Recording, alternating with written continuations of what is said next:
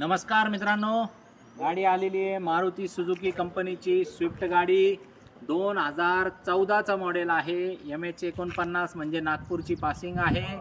गाडीचं owner first आहे. गाडीची ऑफर आपण ठेवली होती 5 लाख रुपये, पण मित्रांनो तुमच्यासाठी एकदम बॉटम रेट मी आज काढत आहे. फक्त आणि फक्त 4,65,000 रुपयाला ही गाडी देणार आहे फुल अँड फायनल.